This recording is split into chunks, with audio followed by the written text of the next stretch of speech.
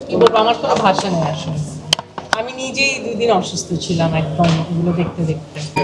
এটা আসলে উত্তর দেওয়ার কিছু নাই, উত্তর দেওয়ার ভাষাও নাই। আমি কেন, সারা দেশ কাঁদছে এবং এর চেয়ে দুঃখজনক, এর চেয়ে আতঙ্কের খবর, বিশেষ করে এখানে আমাদের বাচ্চারা রিলেটেড। সবকিছু মিলিয়ে মানে অবিশ্বাস্য ছিল, কিন্তু আসলে তো এটাই বাস্তব এবং ভীষণ কষ্টের একটা ঘটনা ঘটলো। এবং আমি মনে করি যে ফিউচারে যেন এরকম আর কিছু না হয়, কর্তৃপক্ষ সেই মেজারগুলো নেওয়ার চেষ্টা করবেন। কি বলবো, আমার কোনো ভাষা নেই আসলে। আমি নিজেই 2 দিন অসুস্থ ছিলাম একদম এগুলো দেখতে দেখতে। আমার নিজেরও তো বাচ্চা আছে, কাজে রিলেট করতে পারাটা তো কতটুকু, এবং চিন্তা করেন যে ওখানে তো আমাদের যে কোনো কারোর সন্তান থাকতে পারতো। ইনফ্যাক্ট আমার পরিচিত অনেকের বাচ্চা ওখানে পড়ে।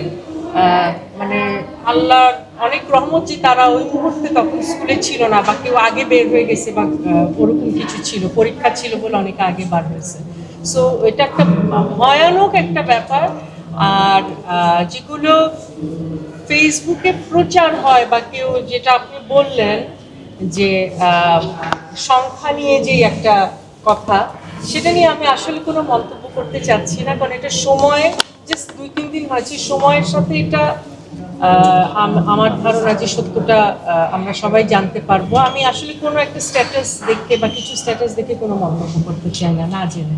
এইটা ভবিষ্যতে যেন আর না হয়, সেটা অবশ্যই সেটা নিশ্চিত করতে হবে, এটা কোনো ভবিষ্যতে না হয়। দেশের থাকবো না, বাচ্চা কাচ্চা নিয়ে দেশের বাইরে চলে যাবে, এই অভিমানটা মানে খুব বেশি আমাদের হৃদয়ে আঘাত করছে।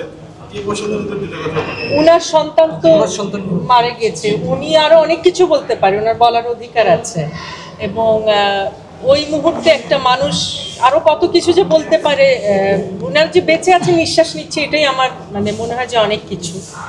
আর উনি কোন পয়েন্ট অফ ভিউ থেকে বলছে, এটা আসলে আরেকজন ইন্টারভিউ দেখেও আমার খুব, আমি বসে বসে একাই কাঁদছিলাম। সেটা হচ্ছে যে টিচার যিনি, ওনার হাজব্যান্ড, যে বলছিলেন যে ওনার মৃত্যুর আগে মানে লাইফ সাপোর্টে নেওয়ার আগে ওনার হাত ধরতে চাইলেন, কিন্তু উনি হাত ধরতে পারছিল না, কারণ হাত গলে যাচ্ছিল।